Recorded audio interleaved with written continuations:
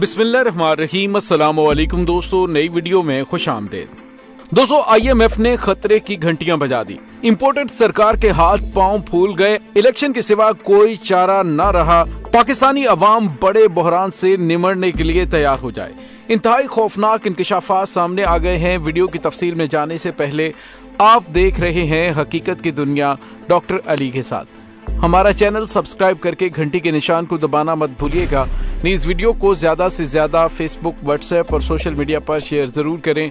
Share और like करने के साथ साथ कमेंट बॉक्स में पाक फौज जिंदाबाद, पाकिस्तान पाइंदाबाद और पाकिस्तान के गुमनाम हीरोज को सलाम का नारा कमेंट जरूर कीजिएगा। दोस्तों, मुआशी तौर पर पाकिस्तान के हालात पहले ही अबतर थे और उसको दुरुस्त करने की किसी को कोई फिक्र नहीं है। जिसका जहां हाथ पड़ता है वो वहीं से कौमी खजाने पे हाथ साफ कर लेता है। कोशिश सबकी है कि कहीं हम दिवालिया ना हो जाए। ये अलग बात है कि मुआशी तौर पर जो नुकसान होते हैं वो सामने नजर आ रहे हैं। उन्हें रोकने के लिए हम कुछ भी नहीं कर रहे, ना ही पाकिस्तानी सियासतदान, ना ही एस्टेब्लिशमेंट और ना ही अवाम। दोस्तों, वैसे तो नए साल के आगाज पर बहुत सी उम्मीदें बांधी जाती हैं, लेकिन तज्जिए और सर्वे करने वाली इक्तिसादी एजेंसियां 2023 के बारे में खतरनाक खबरें फैला रही और कह रही हैं कि सख्त तरीन चैलेंजेस वाला ये साल होगा। सिर्फ पाकिस्तान के लिए नहीं बल्कि दुनिया भर के लिए एक मुश्किल तरीन साल है। पाकिस्तान जैसे मुल्कों के लिए तो खतरात और ज्यादा हो जाते हैं, क्योंकि यहाँ वक्त की ललकार का मुकाबला करने वाले कम होते हैं और वावेला करने वाले ज्यादा। मीडिया पर शोर मचाया जाता है। हालात से पंजा आसमा होने के लिए लाएअमल बहुत कम तश्कील दिए जाते हैं। और दोस्तों, यहाँ पे आपको ये बताते चलें कि मुल्कों की इक्तिसादी हालत की दर्जाबंदी करने वाले इदारे पाकिस्तान के लिए अच्छे इम्कानात नहीं बता रहे। जब अच्छे खासे तरक्की करते मुल्क के लिए भी 2023 में बहुत सी मुश्किलात हैं, तो फिर पाकिस्तान के लिए आप सोचिए कि हालात कितने ज्यादा गैर मामूली तौर पर खतरनाक हो सकते हैं। दोस्तों, ये वो ममालिक हैं जहां बहरानों से निमटने के लिए रोजमर्रा गुजारने के लिए बाकायदा सिस्टम बन चुके हैं, जहां कानून का निफाज यकसा है, जहां कोई कानून से बालातर नहीं है। वहां भी मईशत के रास्ते में बहुत बड़े पहाड़ खड़े हुए नजर आ रहे हैं। असल मसला यह है कि आलमी वबा कोरोना के साथ अब तक बाकी है, और चीन जहां से कोरोना का आगाज हुआ था, अब वहां पर दोबारा से कोरोना ने यलगार कर रखी है। चीन की मईशत भी उतार चढ़ाव की जद में है, लेकिन वहाँ एक सख्त निजाम है। इंतखाबियों और जमहूरियों की नाजबरदारियां नहीं होती। करप्शन की सख्त सजाएं हैं। कम्युनिस्ट पार्टी चीन की अपनी खुसूसियात के साथ सोशलिज्म नाफिज करती है, और वहाँ ये उम्मीद जाहिर की जा रही कि साल के निस्फ तक हालात सुधर जाएंगे। और अमेरिका में 2022 गुजरने पर अक्सरियत खुश है, लेकिन अफराते ज़र, बेरोजगारी और कुदरती आफात के हवाले से बहुत खदशात हैं।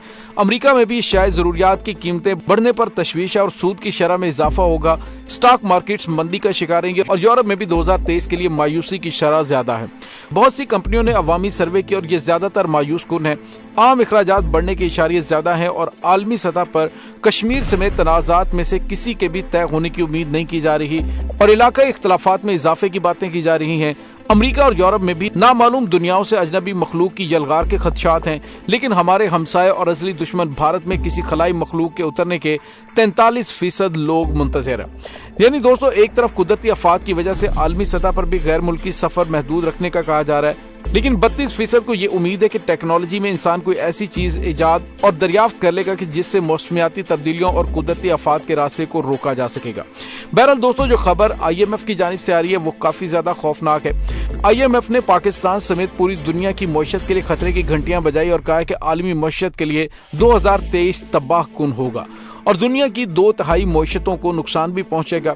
और दोस्तों, यहाँ पे आपको ये बताते चलें कि बैनुल-अक़वामी इदारे IMF की सरबराह क्रिस्टलिना जॉर्जिवा ने कहा है कि ज्यादातर आलमी मईशतों के लिए 2000 साल एक मुश्किल साल होगा, और आलमी शरह नमो के अहम इंजनों अमेरिका, यूरोप और चीन को कमजोर इक्तिसादी सरगर्मियों का सामना होगा। और IMF की मैनेजिंग डायरेक्टर ने अमेरिकी नशरियाती इदारे से गुफ्तगू करते हुए कहा कि नया साल अभी खत्म होने वाले साल से ज्यादा मुश्किल है, क्योंकि तरक्की के तीनों मराकज बैक वक्त इक्तिसादी सुस्त रवी का शिकार है।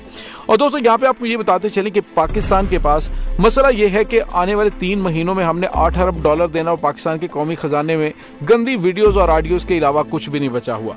मौजूदा हुकूमत की जानिब से तमाम तर तवज्जो इमरान खान को रास्ते से हटाने पर लगी हुई है, और अब ये खबरें भी सामने आ रही है कि हुकूमत इमरान खान की मुबैना ऑडियोज की मसाजिद के इमाम और खतीबों से मजम्मत करवाने का फैसला कर चुके हैं। मसाजिद के मेंबरों को इमरान खान के खिलाफ इस्तेमाल किया जाएगा, और इस बात का इंकशाफ जावेद चौधरी की जानिब से किया गया है।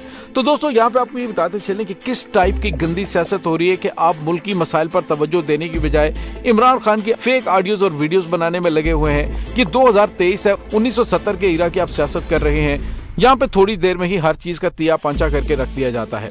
दोस्तों यहाँ पे आपको ये बताते चलें कि पाकिस्तान को 2023 के माली साल में 26 अरब डॉलर की अदायगी करनी है।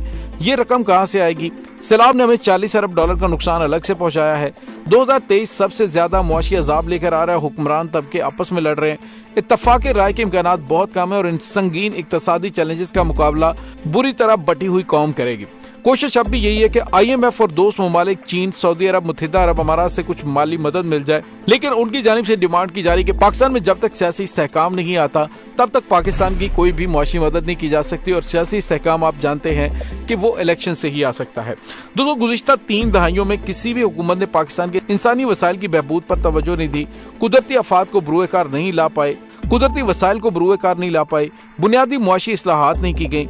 गैर मुल्की तज्जियाकार जनरल कमर जावेद बाजवा की रिटायरमेंट के बाद उम्मीद कर रहे हैं कि हालात बेहतरी की तरफ जा सकते हैं। कम से कम एक शोबे में बेयकीनी खत्म हो रही है और सबसे ज्यादा तशवीशनाक बात यह है कि सियासतदानों में मुफाहमत की कोई उम्मीद दिखाई नहीं दे रही।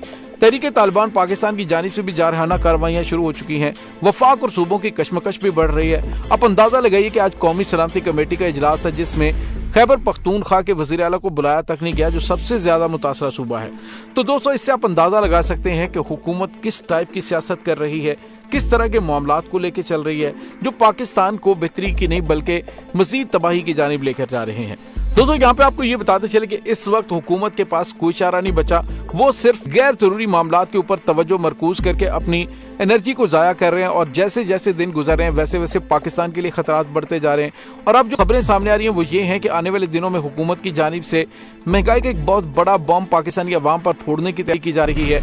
पाकिस्तानी अवाम जो पहले ही 2 की रोटी के लिए तरस रही है, तो इससे न सिर्फ जुराइम में इजाफा होगा बल्कि मामलात खुदकुशियों और कत्लो गारतगरी तक भी पहुंच सकते हैं। हमारी दुआ है कि अल्लाह ताला मौजज़ा दिखाए, पाकिस्तान को इन मुश्किल हालात से निकाले, वरना इन सियासतदानों ने पाकिस्तान को तबाह करने में कोई कसर नहीं छोड़ी। दोस्तों दूसरी जानिब आपको पता है कि हुकूमत की जानिब से ये दावा किया गया था कि 2023 के आगाज में पेट्रोलियम मसनूआत की कीमतों में कमी की जाएगी, लेकिन कहा गया कि कीमतें कांस्टेंट 15 तारीख तक कांस्टेंट रहेंगी। लेकिन आज हुकूमत ने डीजल पर पेट्रोलियम डेवलपमेंट लीवी में 2.5 रुपए फी लीटर इजाफा कर दिया है। प्रो पाकिस्तानी न्यूज वेबसाइट के मुताबिक आरिफ हबीब लिमिटेड की जानिब से शेयर किए गए डाटे के मुताबिक हुकूमत इस वक्त हाई स्पीड डीजल पर 32.5 रुपए फी लीटर पेट्रोलियम डेवलपमेंट लीवी वसूल कर रही है। आरिफ हबीब लिमिटेड की जानिब से अपने ऑफिशियल ट्विटर हैंडल पर बताया गया कि हुकूमत की तरफ से हाई स्पीड डीजल पर सेल्स टैक्स की शरह तब्दील नहीं की गई, उसकी फी लीटर कीमत भी मुस्तहकम रखी है। इसके बाद उन्होंने कहा कि 1 जनवरी को डीजल की कीमत 141 रुपए 62 पैसे थी, जो अब 127 रुपए 80 पैसे हो चुकी है। गुज़िश्ता साल के आगाज में 1 लीटर डीजल पर 17 रुपए 13 पैसे पेट्रोलियम लीवी ली जा रही थी, जो अब 32.5 रुपए हो चुकी है। जनवरी 2022 में फी लीटर डीजल मार्जिन 4 रुपए 13 पैसे था, अब ये बढ़ाकर 7 रुपए किया जा चुका है। यानी आप अंदाजा लगाइए कि हुकूमत को समझ नहीं आ रही कि उन्होंने करना तो करना क्या है। हुकूमत को इशारे दे दिए गए हैं कि इलेक्शन के सिवा कोई चारा नहीं, फौरी तौर पर असम्बलियां तहलील करके इलेक्शन की जानिब बढ़े। जो भी मुंतखब हुकूमत आएगी वो आलमी इदारों के साथ बातचीत करेगी और पाकिस्तान को इस बहरान से निकालने के लिए हिकमत अमली तरतीब देगी। दोस्तों यहाँ पे आपको ये भी बताते चलें कि आज एक दिन में पंजाब में मिल मालिकान ने आटे की कीमत में 150 रुपए फी किलो इजाफा कर दिया है, जबकि सूबे के मुख्तलिफ इजला में शहरियों को आटे की शदीद किल्लत का भी सामना है। रावलपिंडी में 20 किलो आटे का थैला सरकारी निरखों पर 1280 रुपए में दस्तियाब, ताहम शहरी उसके गैर मुनासिब मयार की वजह से दीगर मिलों का आटा खरीदने को तरजीह देते हैं, जहाँ 20 किलो का आटा 2400 से 2600 रुपए के दरमियान है, जबकि 15 किलो का आटे का थैला 1950 रुपए में दस्तियाब है। तो दोस्तों आप अंदाजा लगाइए कि 2 वक्त की रोटी के लिए भी आवाम तरस गए हैं और अब उनका ये गुस्सा इलेक्शन में निकलेगा मौजूदा हुकूमत पर। दोस्तों इस तमाम सूरत हाल के बारे में आपका क्या कहना है, कमेंट सेक्शन में अपने ख्यालात का इजहार जरूर कीजिएगा। इंशाल्लाह बहुत जल्द मिलते हैं एक नई वीडियो में, तब तक के लिए अपना बहुत सारा ख्याल रखिएगा। पाक फौज जिंदाबाद, पाकिस्तान पाइंदाबाद, पाकिस्तान के गुमनाम हीरोज को सलाम, अल्लाह वारिस।